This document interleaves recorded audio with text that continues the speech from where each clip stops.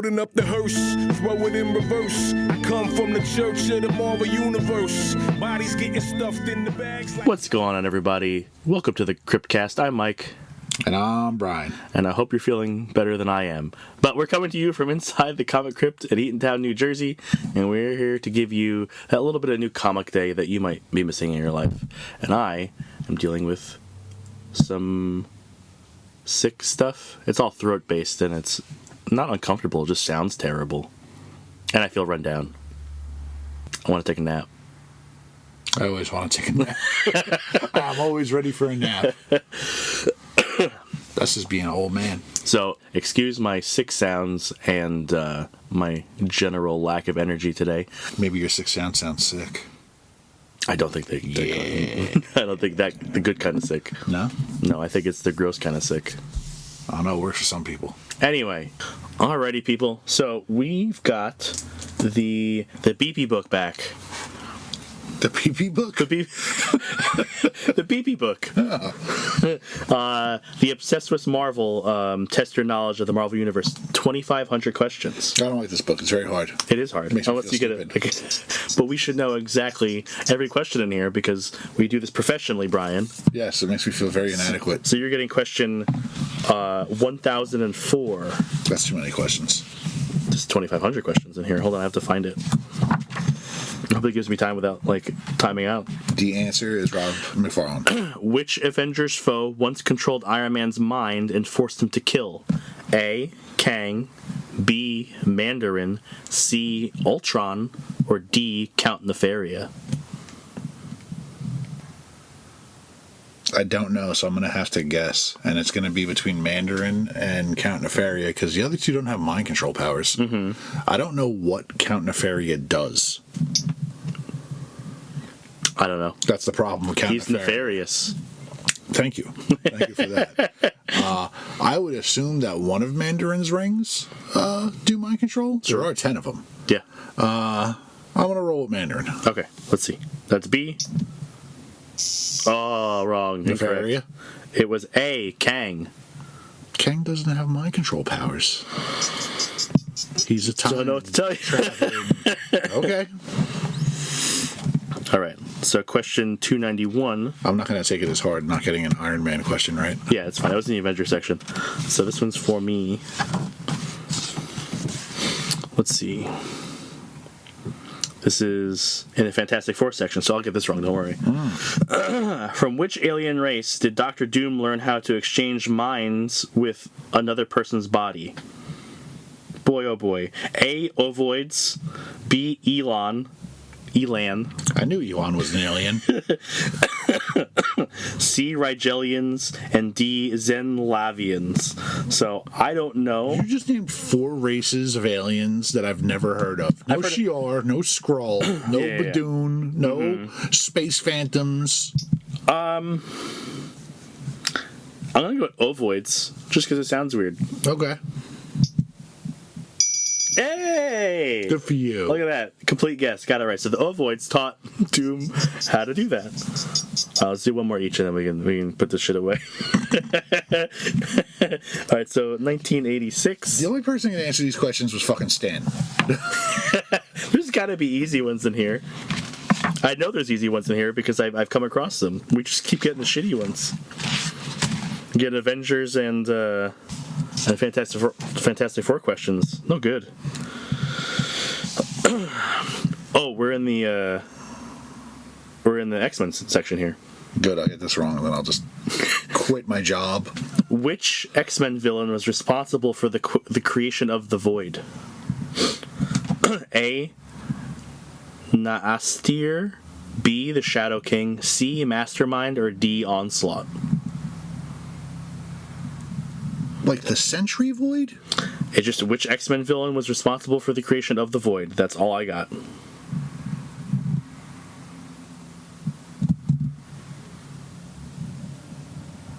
That sounds like some bullshit. I know what my guess is. Fuck it, I'll say Onslaught. Okay.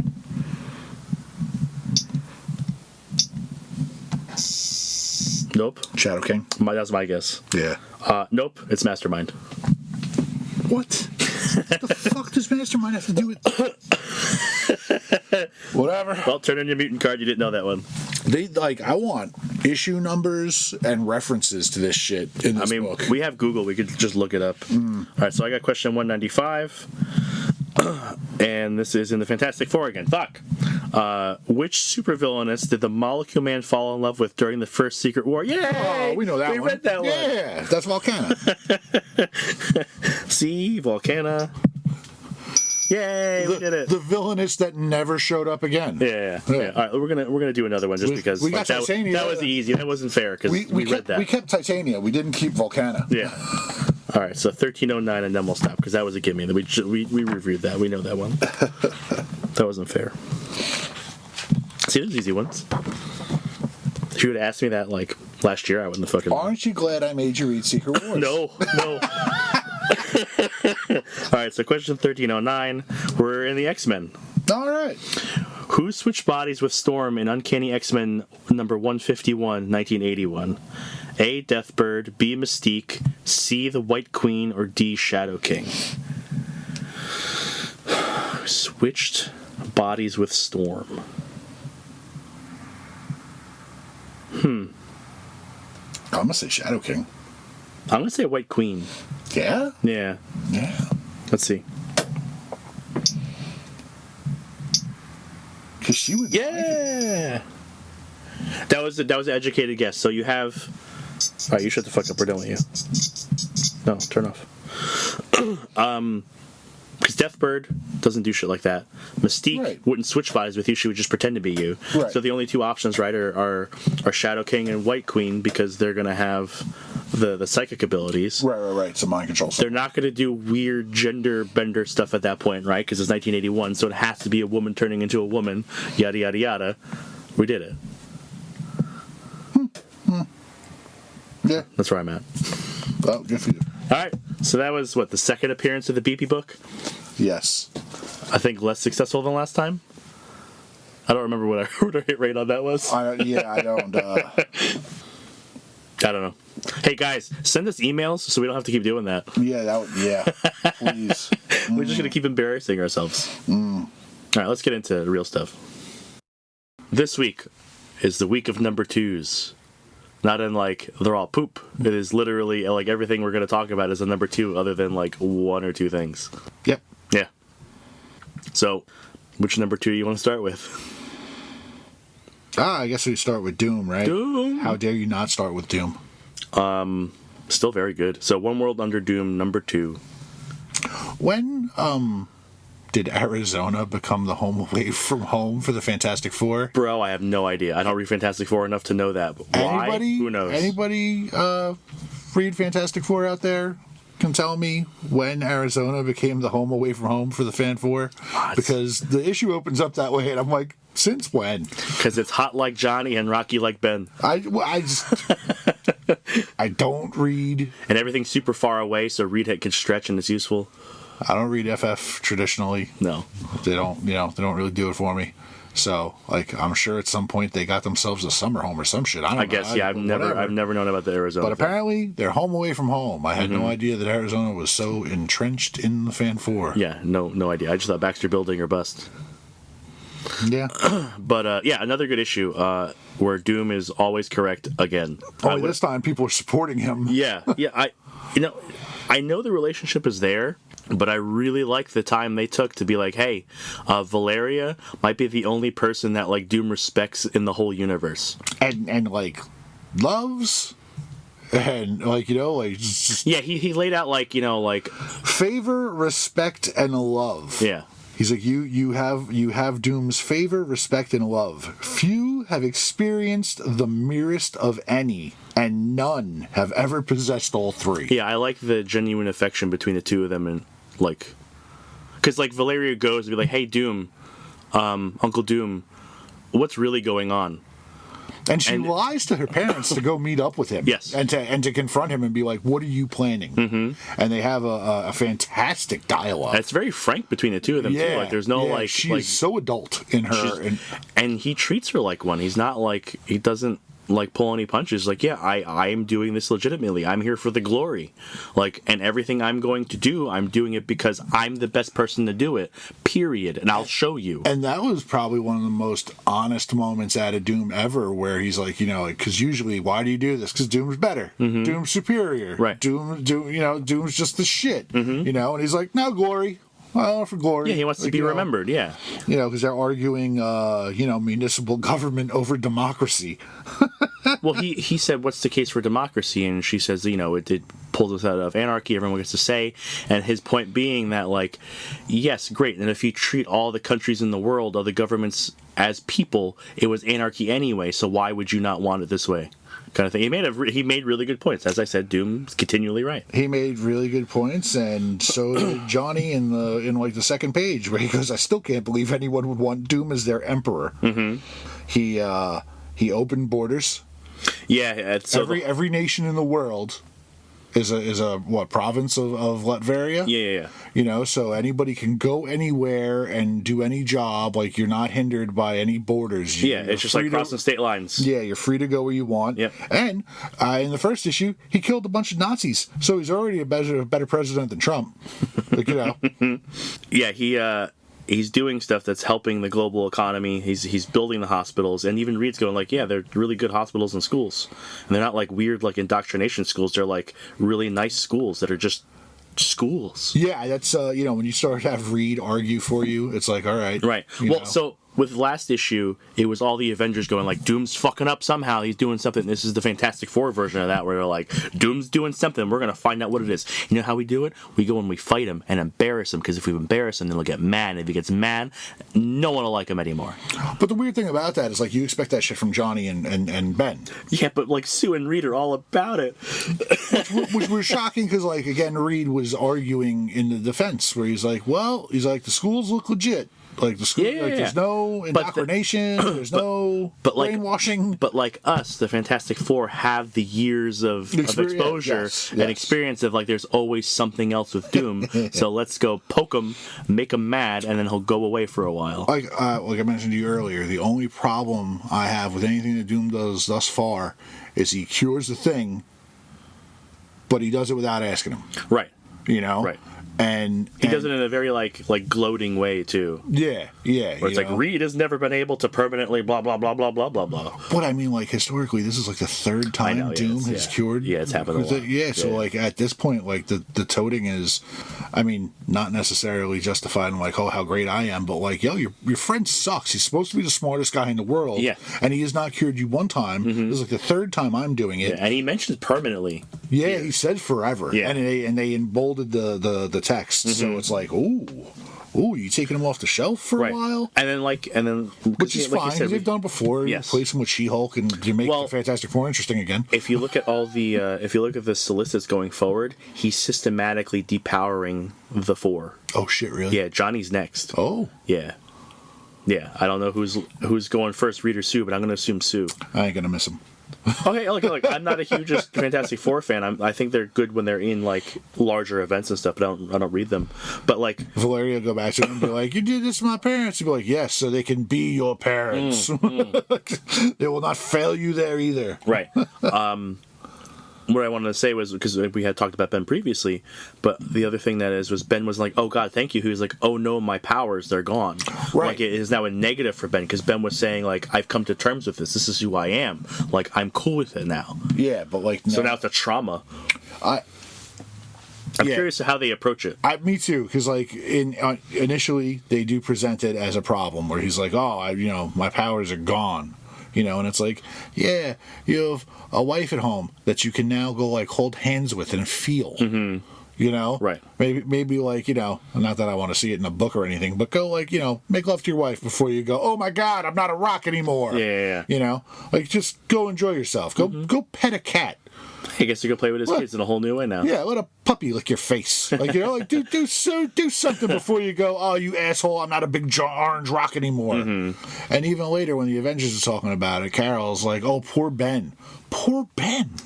Dude, if Ben were my friend, even as a hero, even as the Thing, if the Fantastic Four were a real-life thing and I was friends with Benjamin Grimm, my first thought would not be like, oh, poor Ben. I would be like, dude, so fucking happy this guy gets to live a life. But think of how Ben presents himself to everybody. Like, and that turmoil is there within the Four, right?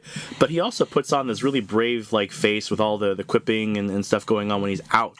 So you figure that's the face he puts forward to his other hero friends, right? Well, you can't help but have a stiff upper lip. It's made of stone. Ouch.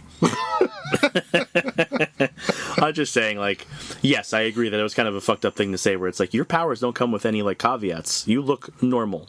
Yeah. And, I mean, that's the general mutant thing, right? Is like, you know, there's the normal ones and the ones that look like mutants. That's very much a negative for Ben. Yeah, you go back in Fantastic Four history, and Johnny has dated Alicia Masters too. Mm-hmm. And it's like, you're Johnny Storm. You get to turn the fire off. Yeah. You're a strapping young blonde-haired guy.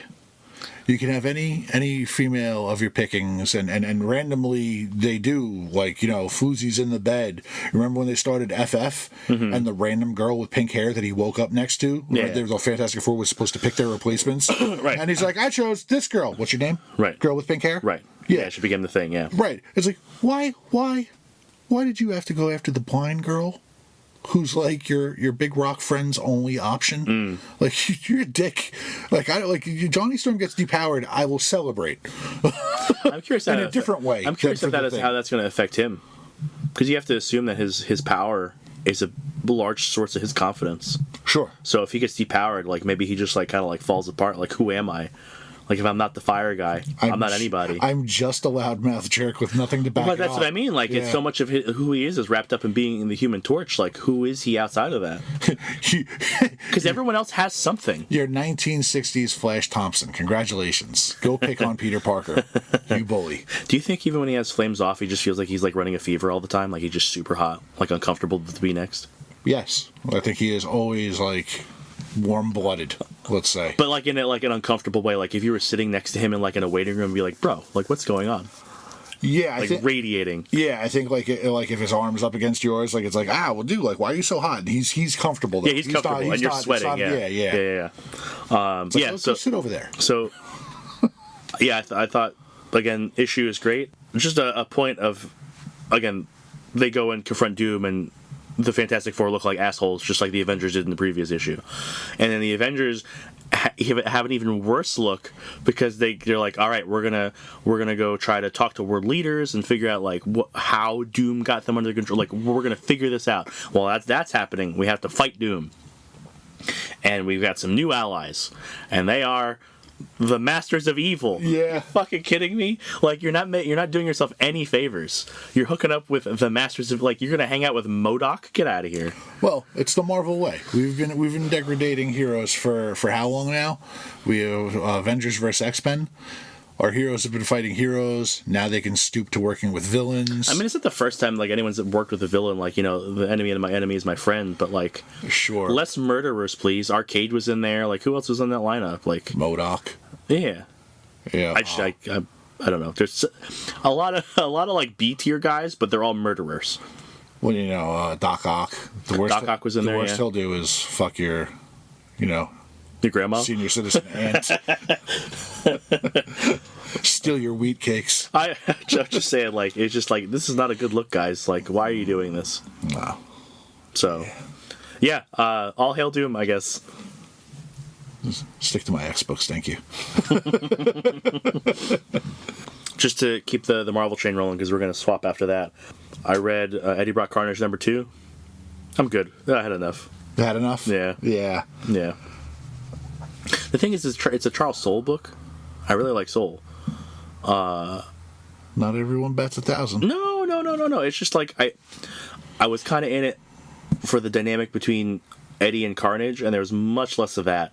And they go to fight fucking Bushwhacker. Like, what? Yeah, Bushwhacker is and under an assumed identity as a detective in some city, I forget. And he's using his position to pick up homeless people, bring them home, and murder them. Okay. Yeah. So they confront. He goes to the precinct and goes, "I like to turn myself in. I'm a murderer." And then, like, he specifically asks for Bushwhacker under his assumed detective name. Confronts him. Blah blah blah blah blah. Yeah, I don't care anymore. I hate symbiotes. We went over this last time. I'm just saying, like, the dynamic between Eddie and Carnage wasn't there as much. They kind of repeated, like, the origin again. I didn't need it. Like, we did. Just not a fan. And symbiotes haven't been good since Toxin. And I don't care about symbiotes at all. And shit, where was I going? I'm fogged out here. Oh, they gave me a hook that would usually have kept me in, but I'm not. They brought Misty Knight in. Oh? Yeah. Misty Knight's cousin was the U.S. Marshal on the plane that crashed. So she has a vested interest, and she's like some sort of government contact. Like, she's working in the government now. She should lose her robotic arm, and she can get a symbiote, and then she can make a new arm with a symbiote. Don't give them any ideas. Well, it worked for Flash Thompson, right? Yeah. He has no legs. He has no legs. Double amputee. Mm-hmm.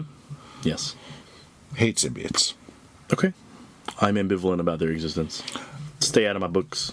Yeah, stay out of my books, honestly. You know, like the fact. But I'll dip in every once in a while, you know, just to see.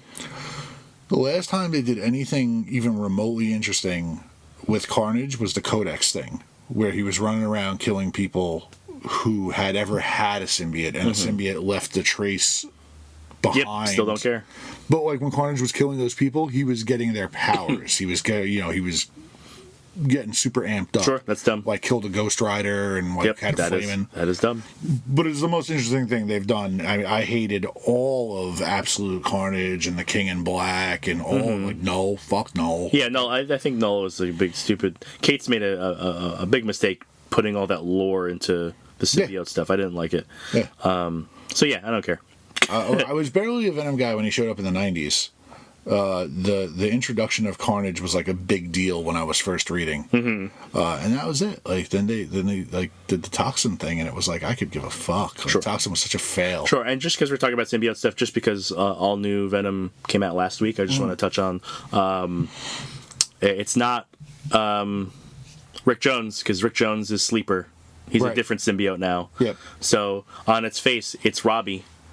But they still didn't like make it concrete, so they could still pull a fast one and make it someone else for Venom. And Sleeper is stupid. Well, he's got like jars of shit attached to him. Yeah, and stuff. He's a crap symbiote. Symbiote shouldn't have junk attached to him. Yeah, it looks like a suit with like a gun and some stuff going on. I don't know what his deal is because I didn't read any of that shit when it was going wouldn't on. all that fucking tech hinder the malleability of a... It's not tech. It's part of it. Like, stupid. it makes it. Because he has also just, like, he looks like a symbiote kind of form, too. I did a little bit of reading because I didn't know what the fuck he was after it happened. So, but just update on all new Venom there. And we can leave the symbiotes alone because I don't want to get caught up on that. I think we're doing as far as Marvel goes. Yep. Do you want to do DC stuff or indie stuff? Let's do Absolute Flash. Okay. I liked it. I liked it too. I think it was a solid first issue. I didn't realize that Lemire was writing it. Yeah. And it is very much a Lemire book. Yeah. It's weird. Like once, we follow a 15-year-old Wally West. Yeah, he's so young. But that also tracks with being a Lemire book. Yes, he does like the coming of age, like young protagonist stuff going on. Yeah. Lives on a military base with his dad, where Barry Allen is also a doctor. His dad's kind of like that stereotypical military kind of jerk. Yeah, he's like colonel or whatever. But that also, that also tracks with Lemire writing. It's like family issues. Yeah, also tracks. But they lost the mom and wife. Like, so they're both kind of grieving and not really like being there for each other. So they're handling it. I think his dad comes off like an asshole in moments, but I also think his dad isn't like he makes attempts. Yeah, he goes into the bedroom, tries to sit down, and talk to him. But it's a dude who lost his wife who's got a high pressure job, right? Like doing government experiments. Can't necessarily be there. Right. Yeah. And there's a 15-year-old kid who's lost his mom who's going through some stuff. They're just in a weird place, I think. I don't want to villainize the dad immediately. Yeah, but you could tell. Yes. Like, that's where they're going. Yeah. They live on Fort Fox, the military base, and Wally gets in trouble for coming home or coming on the base after, after curfew. He wasn't even supposed to leave, right? No, it was just past curfew. Yeah. So it's an interesting setup. Barry's working on secret military projects. Yeah, they definitely like this is where like if it looks like they've made the gorillas. Yeah. Where the fuck are they from? Well, they're from Gorilla City. I was like Gorilla Island. It's not they have their Gorilla own Island. city. Yeah, so they've made the hyper intelligent gorillas. Yeah, but so they probably don't have their own city in this version. No, but if they take over Fort Fox or whatever, like Well, maybe they make there their you own go. city. Yeah, Sure, yeah. So the gorillas are made, and we get an intro to a rogues gallery because they're chasing after Wally after he gets powers. We're not sure exactly how that happens. Well, he goes to after him and the dad have the fight. He goes to talk to Barry, and Barry's doing the experiment. He walks on the experiment, and it all goes wrong. Sure, It yeah. explodes. Barry's like, "Hey, run, Raleigh, one or whatever." Like, Yeah. But it's never like it's not quite clear what happened. No, it's not clear what happens, but Yeah, it's an an explosion happened in the lab with all the wacky science shit. Yes, That's how there he was got a his science powers. thing happened, and he got powers. Yeah. And then it's like, it's real easy to look at the Rogues Gallery and be like, all right, cool, Captain Boomerang, Captain Cold, it's all right. It's all military versions of these guys. Yeah, I like the I don't like the Captain Boomerang redesign. I like the Captain Cold redesign. I like the Captain Cold redesign. Yeah. The Boomerang doesn't bother me except for the big stupid boomerang on his face. I'm more okay with that than this weird like teched up suit he has with all the boomerangs like going up his arms. Oh, see, I kind of like that. Yeah, I don't like that. Because I like that the boomerangs are kind of like drones. They're drones, yeah. Yeah, he sends them out and can call them back. It's a little more updated. It's not just him whipping stuff at people. Yeah. But they didn't give you much more than that. No. So. Yeah. Cool first issue. Yeah, I think it's enough to get you interested. I enjoy it. I like it more than Superman. I mean, I think I like it more than Batman, honestly. You're definitely gonna like it more than Batman after this last issue. Oh, I didn't read today's issue yet. Before we jump over to that very quickly, I'll keep it brief. But with Wally, it seems like he's also dealing with anxiety. Yeah. Because like before he got powers, when he was walking or whatever, he's talking about having anxiety and having to like learn how to like bring that down and deal with it.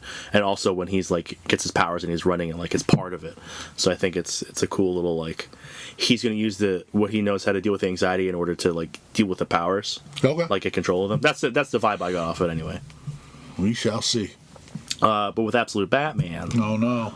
You make me not want to read it. There was some no, just because of the way you approach Batman. I don't know. It's not going to ruin the book for you. But he tells people he's Batman.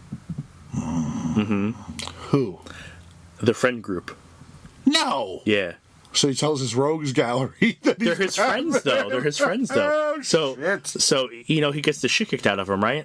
Yeah. There's the explosion after he betrays Roman, right? Oh, right. So he drags his ass to Waylon's gym, and like Waylon goes to help him, and he like goes to pick him up, but he gets hurt because of the spikes, and he goes like, "What the fuck?" He's like, "I'm Batman." What a very un-Batman thing to do. Go to friends for help. And then everybody knows except Selena after that. I think I'm more perplexed on him going for help than I am for him outing himself. Because he goes to Waylon for help.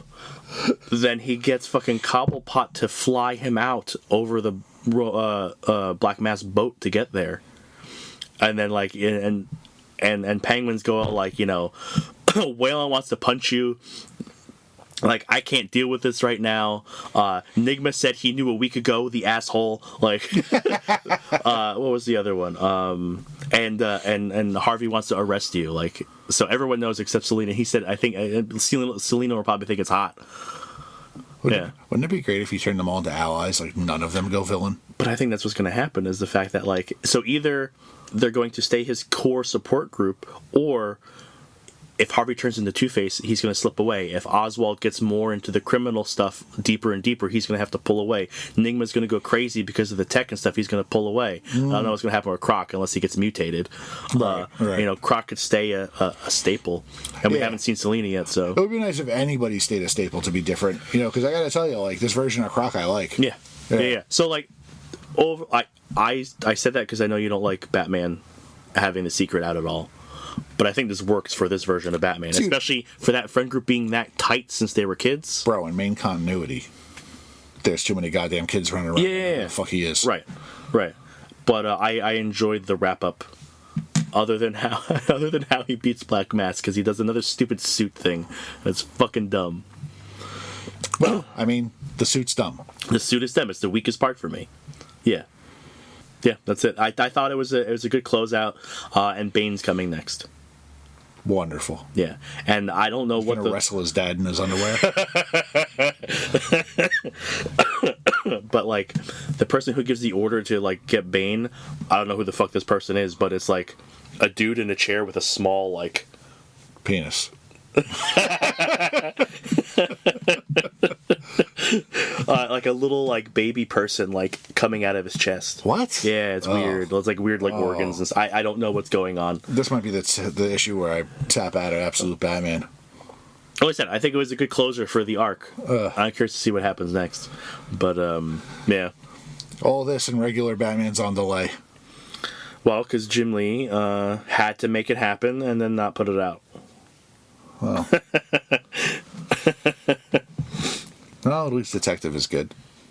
I haven't read it in a while. A long while. Well, because Tom Taylor jumped on, right? The guy was doing it that way? Okay, yeah. Cool.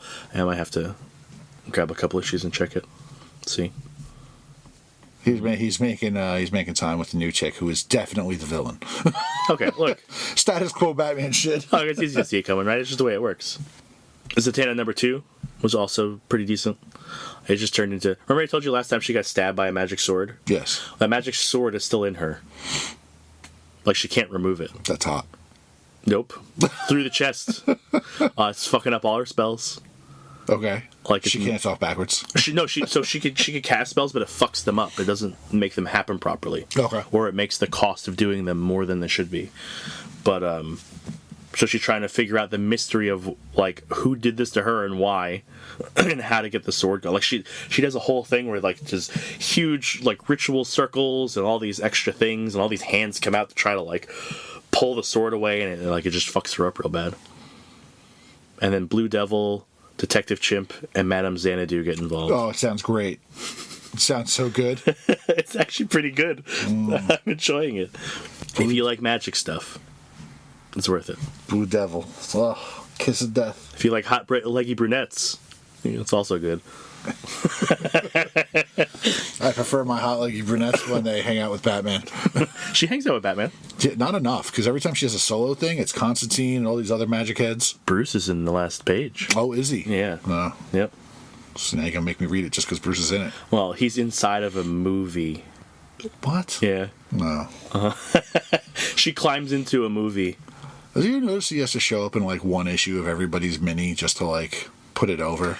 This was not advertised at all. He's not wearing ears. Like someone helps her up in this weird like 1920s party, and like a handsome man, and Zatanna goes, Bruce? And that's where the issue ends. Wonderful. Yeah. But yeah, I'm sure it's not actually Bruce.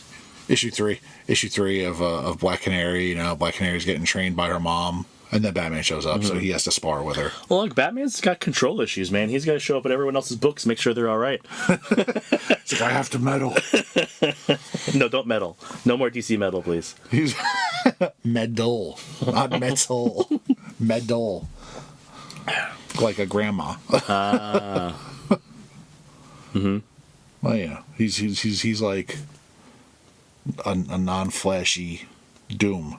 He's like, I'm gonna mess up your lives intimately. Personal very, touch. very low key. Yeah. What else you got over there? Let's see what we did. Flash and Doom and Bugwars. Bugwars number 2. So good. Fun. So fun. It's just leaning into like the dark fantasy stuff, like even harder. It's just like, I love it. Like, I'm a fantasy guy. I'm all about it, man. This is hitting all the right boxes. I will say, as fun as it is, they are throwing information at you that you don't need necessarily. Those backup pages? At a rapid pace. Are the backup pages or just the story? Not just the backup pages, but like... I love the backup pages. Yeah. But the referencing of places and things and the lore. Mm-hmm. And it's just like, I'm not going to remember all these bug-themed names and events. You're not going to have to, because that's just good storytelling. Make it feel immersive. Make the things talk about what is happening in the world around them, like they live in it, and don't make everything an exposition dump, because we'll learn eventually. But like the kid Slade. Like, man, can you empathize? What? I don't know what that is. What? What are you talking about? I don't know who that is. What are you talking about? Yeah. And man, just how it all comes together at the end, where they're like, yeah, we hate this guy, and it's like, that's my brother. Why do you hate my brother? But you hate my brother because he mows the lawn, right? Like, yeah, all the bugs are mad, and they're creating this coalition between all the bug factions in the backyard, which is the fantasy land, to go attack and kill the main character's brother because he mows the lawn. I mean, you get a legitimate gripe against a lawnmower. It just 100% massacre every time it comes out. Yeah. But, But I love the whole feel of it. It's like if you pulled out the bug stuff and just made a fantasy and put Conan the Barbarian in it, it'd be exactly the same. Yeah. It's that. It's just good fantasy stuff. I don't know. Conan's not necessarily like on the nose either, because the kid's like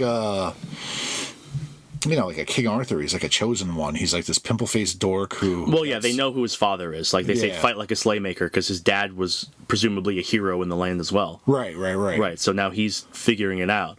But he gets thrown in with this lot of people going to, like, fight mosquitoes in this, like, death fight, like a coliseum. And there's one ant soldier and one spider witch and, like, one of the wasp rider, like, berserker guys. Like, it's the standard, like, we're forged in battle together, we're gonna escape together, and now we're a little crew is going to do the impossible thing, Spider Witch is hot. Spider Witch is hot.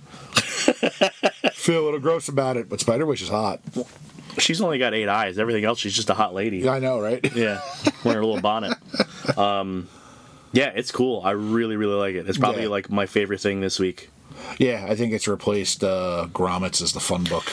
It's different. It's a different feel, though. Oh, because yeah. It is bugs and people. It is profoundly fucked up because it is very violent. They're not pulling away from sex. It is a very adult book. Yeah, it's very adult. It's not a feel good sex book. going on in the background. Right. Some of it's feel good because like some of it's just got like that fun adventure vibe. Yeah, but that, like I said, it's a solid dark fantasy. Yeah, and it just has a kid as the protagonist trying to figure everything out, and I dig it.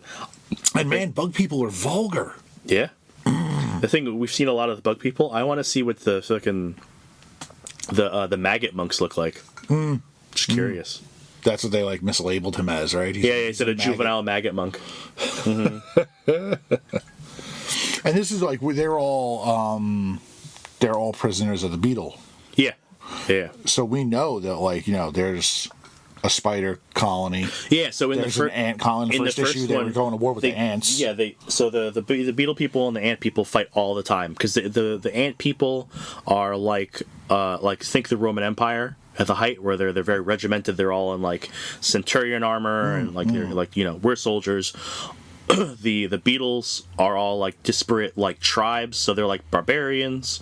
The spider witches are spider witches. I think it's funny that they're like sending them into this Thunderdome kind of environment. So it's a fight for their lives, and it's like, well, we get to do this one last time before the peace treaty, so die fuckers. Yeah, and it's like, well, it's more of a celebration. It's celebrating because the leader was like, and we each have a representative from all the lands, and they will die. Blah blah blah. And like it's not right, but it's like it's like, wait a minute, what if they find out that we did this and then there's no peace treaty? They're not really concerned about it. Yeah, it's like, well, fuck that. You can kill one of our guys. That's fine as long as we take down the lawnmower. The thing is at the end of every issue too is a little breakdown of each of the factions. So the first issue was talking about the ant people. This one was talking about the beetle people and like how their culture works and what they do and things like that. It helps kind of give you a lot of depth to it, and then they give you like bug facts at the end where they give you real facts about bugs, but it also transposes them into the world of Bug Wars and how they're used. It's really cool. I like it. There's a lot of depth to it. I really enjoy it. Yeah, the poor kid trying to save his beetle too. Yeah. Mm-hmm.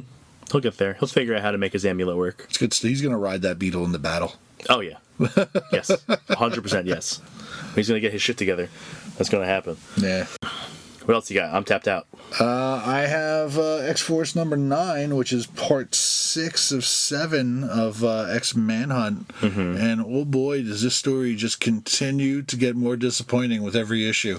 Which is incredibly surprising considering your rave review of the initial set. No. my review of the initial set was just as bad. I know. It was the first 3 that were bad. The next 2 I felt had like a positive upswing, and then this one is no. Mm-hmm. The biggest spoiler is that we found out that there was a last Krakoan egg. Mm-hmm. You think that'd be treasured beyond all belief, right? With who it could resurrect, you know. And since Xavier had said the word hope like 47 times, I thought maybe we would bring back Hope. Mm-hmm. And once you bring back, the mutant Messiah, then she could bring back everyone because, at this point there's nothing Hope can't do. Sure. Mm-hmm. But no, we bring back Lilandra. I am a selfish fuck. Yeah, we bring back his bird wife, so they can go save his bird child or his half bird child. And it's like, man, historically, if you have ever heard me bitch about things they do with the X-Men, putting them in space is at the top of the damn list. Mm-hmm. So here we are, X-Men running off into space to save the bird people once again. Look, if you want to shoot Xavier into space for a while, I'm not going to argue. Get him away. Make him not a problem for anybody, and goodbye. No one has to cry about him, whether he's in prison or not. No one has to worry about him doing anything. He's not a threat. Just make him go. Xavier is one of the worst parts of X-Men. Yes, easily. So make him go away. He can go fuck off with bird people all he wants. But it's funny because like one of the people chasing him down, the fiercest to lock him back up, being Cyclops. Mm-hmm. Like all he's got to do is like telepathically contact Jean. Like, Jean, you're out there anyway. Bring his ass back and put him in a cage. No, don't. Just let him fuck off in space. Who cares? Scott cares. He needs to be punished. He needs to let him go. If you truly love something, set it free. He's like, I did that with my wife, and now I'm hanging out with Magneto. So fuck that. I'm done letting things go. You all go back into a cage. Bird cage, bald cage, doesn't matter. So, yeah, great. So, outside of that, I think it's a pretty good week of number 2s. Yeah, listen, overall, like, I'm happy when there's X stuff to read, whether it's good or bad. Absolute Flash was a win. Doom, shockingly good. Mm-hmm. Like, I expected it to be good because I like anything with Doom, but... Yeah, but I mean, like, to keep the momentum the way it did and basically just replay the same thing as number 1, where, like, Avengers, wrong. Fantastic Four, wrong. Yeah. Doom, you're still correct. Yeah. Bugwars is great. I think there's still a few other things looking forward to reading this week. Yeah, I got some things I gotta go in, but like you were talking about stuff that's like mid-series, which isn't worth talking about at this point. Yeah, like we're not talking about number 4s and shit. Like right. Magic 3 came out and Psylocke 5. I'm not looking forward to those though. Yeah, unfortunately, the X-Minis have been kind of like a chore, and I really, the fact that they're just doing stagnant demon crap with Magic. It's not surprising. It's just disappointing. It's easy fallback. Yeah, it's easy fallback. They could really do something new and interesting, but they don't. It's just a way to sell hot J. Scott Campbell covers, right? Like extra variants with other good artists. It's the same thing with it's just like, hey, here's this lady that people like. Let's make 6 like beautiful variants of them and make people have to decide or buy them all. Yeah. The Psylocke mini has a little more teeth in it for me, but not much. Like, sure. Happy Grey Crow's around in any capacity. Yes, 100%. Yeah, but at least it's like with Psylocke, it's informing stuff that's happening in continuity, whereas Magic seems like it's just happening off in a bubble somewhere. It has nothing to do with anything. I really would appreciate it if the Psylocke mini kind of like delved into the complexities of the time period where she was kind of imprisoned in her own body. Right. I really want Quanon to have a story arc where she reflects on all the time that Betsy was driving her body around and the choices that Betsy was making with Quanon's body. I mean, it was dealt with sort of like when like the switch happened. Yeah, it was kind of like, hey, I hate you, fuck you, and it was like kind of like, yeah, but never why. Well, you got body snatched for a while. Psylocke historically, because I don't know how long she had her body like in continuity for a long but like time. In continuity. Though. Oh, in continuity. Yeah, I know, like real world, it's fucking decades. Right. But when Betsy was in Quanon's body, she played it real fast and loose sexually with a lot of questionable people. Yeah, but it was her body at that point. I know it was her body at that people, but how does Quanon feel about that? I don't know. Because now she has that, like it's ew. I mean, I do think that like writers and like how they've been treating her have making it very clear. It's like no, I'm different now. I'm Quanon. I'm not Betsy. They've made a pretty hard line, and there's not a lot of blurring going on. So like everyone knows, it's like no, that was Betsy. It is no longer Betsy. It's Quanon now. Right, and like they've set that hard line, and I think they're treating her as such. I think they're treating her as such, except for in X-Men. Really? Yes. You think Scott's treating her any different than he treated Psylocke over the years? No. No, but not at all. You're looking at her like a power set and a skill set, not like who she is.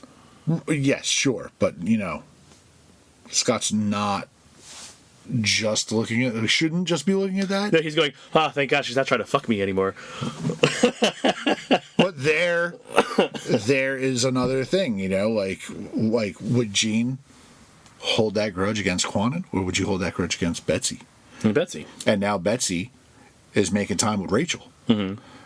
At what point does Jean come down and go, stop trying to fuck my husband, stop trying to fuck my daughter, stop trying to fuck anything in my genetic gene pool, like get the stay the fuck away from my family, like there's just shit that happens and it never gets addressed and just kind of pushed to the side. Like, let's stay on topic. In X-Men with Scott, he is deferring to Psylocke a lot. Mm-hmm. In regards to decision making, that is useful, yeah. But he's referring to her almost as like a second in command. Like there are plenty of issues where he's like, "What do you think?" She's capable. Right. But the relationship's not there. All the years that he's depended on her and counted on her, and they've been teammates. It's been Betsy. Yeah. How does where does the Scott trust in Quanon come from? You did real good with the Hellions. And she did. It was a great book. Yeah, but that's like saying, where's the Scott's trust in Juggernaut come from? I mean, the Juggernaut Magneto thing, he's known them since he was 16. Yeah, but they've been villains most of the time. But Juggernaut's on this team, taking orders, like he's trusting him to do stuff. Juggernaut has been an X-Man before. Yeah, but how many times have they rolled back? The only person who ever had a problem with it when he was on the team the first time was Iceman. Mm-hmm. I'm just saying, I know it's what you do. I think you're just reading too much into it. Of course, we're reading too much into it. It's what I do. The timeline for those characters, regardless of their past, is there for him to be like, I've known you long enough that if you're going to pull shit, I'm contingency for you. Well, what I'm saying is he's just purely respecting her for her skill set and her knowledge base, and it doesn't matter if he's known her for a decade or a year. Sure, but her skill set is ninja shit and murdering people. Mm-hmm. Why is he asking her what her opinion is on tactical shit? Because in order to go do the mission she does, it has to be tactical. But he doesn't know that she's field leader material. He's got Magic there, who was a war captain. He's not even deferring to her as much as he's deferring to Psylocke. Here, how about this? Psylocke's got psychic powers, correct? Yeah, she's Psylocke can go, boop, this is all the shit I can do, and he can go, oh, okay, cool. What do you mean, There's psychic downloads happen all the time. Yeah, but it hasn't happened on a page, so it didn't happen. You can infer it real easy because it happens all the time. And she's not as good as Xavier or Jean. She's like... No. Yeah, but she could still go, here's my psychic resume, and pop it in there. No, she goes, remember when Betsy licked motor oil off your face with my fucking tongue? Remember that? Remember that? I still taste that shit on my tongue. Remember that? And he goes, I didn't do it. Yeah, it was me. He's like, the only thing I'm guilty of is wearing a tie as a headband in that scene. Crazy guy. It had a stain on it anyway. I was going to throw it out. So, I think that's it. That is everything. So okay. We've covered everything on the list. Mm-hmm. All right, that is it. I apologize for the energy level again. Hopefully it's not too off-putting. All right, guys, thanks for listening. If you'd like to get in contact with us for giving us discussion topics or future book reviews, you could do so at our email, thecomiccryptcast@gmail.com. And on that note, we should probably tell people what we're reviewing for next time, because I forgot to do that. Yep. We're going to be reviewing... Art Brute. Cool. We're reviewing that. Thanks to Iona. That was a suggestion from her. That was a fun psychedelic trip. Like, there are no words for that book except for all the words. Except all the words we're going to say. Yeah. So hit us an email if you want to give us suggestions for reviews or discussion topics. You can go check us out on YouTube. We just dropped the full version of the song there. Our theme song by Apathy. Yes. So that is going to be on our YouTube. It'll be under Shorts. That just got posted not too long ago. And you can follow the store on Instagram and Facebook. The links for those will be in the show notes. Go read your books. I'm going to go take some medicine.